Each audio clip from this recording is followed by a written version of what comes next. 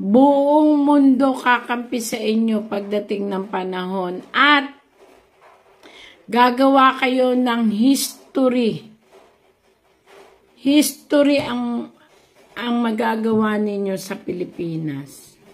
Kay Vice President Sara Duterte,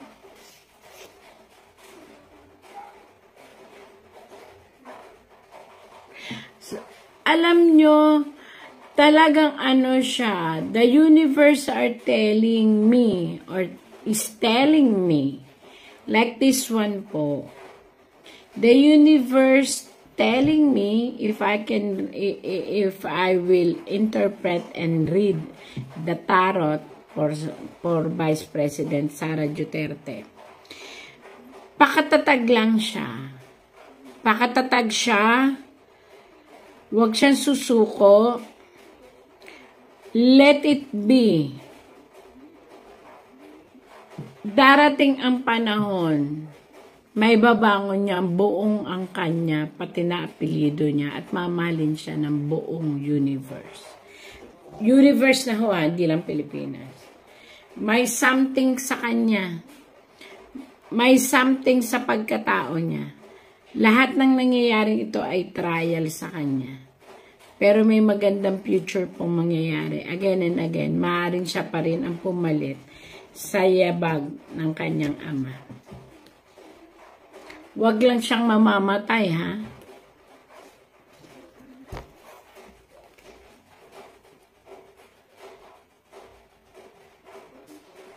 Maaaring tumatalikod lang ngayon ang mga sitwasyon na pakiramdam ng ating Vice President ay pakiramdam niya ay nakatalikod lang ngayon.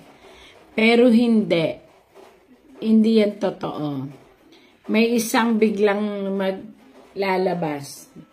May isang malaking tao ang lalabas at sila ay tutulungan.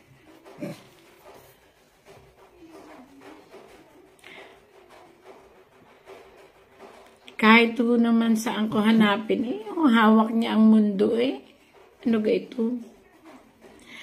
Vice President Sara Duterte, tibay lang unang loob. Kahit saan ko kayo itarot, hindi ko kayo kanakampihan. Unang-una, hindi naman tayo magkakilala. Pangalawa, tarot reader lang ho ako. Mahirap naman pong ibahin ko pa nababasa ko. Hawakan nyo lang daw po sarili nyo. Hawakan nyo lang ang sitwasyon. Buong mundo kakampi sa inyo pagdating ng panahon at gagawa kayo ng history. History ang magagawa ninyo sa Pilipinas. Nangingilabot po ako dahil ang mundo ay hinahawakan ninyo. So, magpakabuti lang po at kung ano man ang pinagdadaanan ay paglampasan. Kasi kayo na po yun. Kayo na po ang doer noon. Kailangang malampasan ang pagsubok.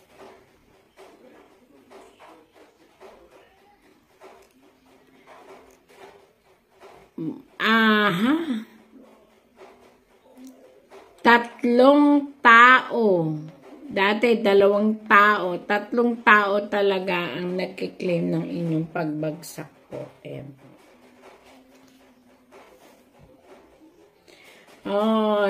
I-stop ko na po ang tarot dito. Mabuhay lang po kayo. Pagtiisan nyo lang po lahat. Mananalo po kayo sa puso ng masa. Ayan po. Winning point po yan. Yun lang po ang kaya kong ibigay ngayon sa tarot reading na ito. Ayan po. Ma'am Sara Duterte.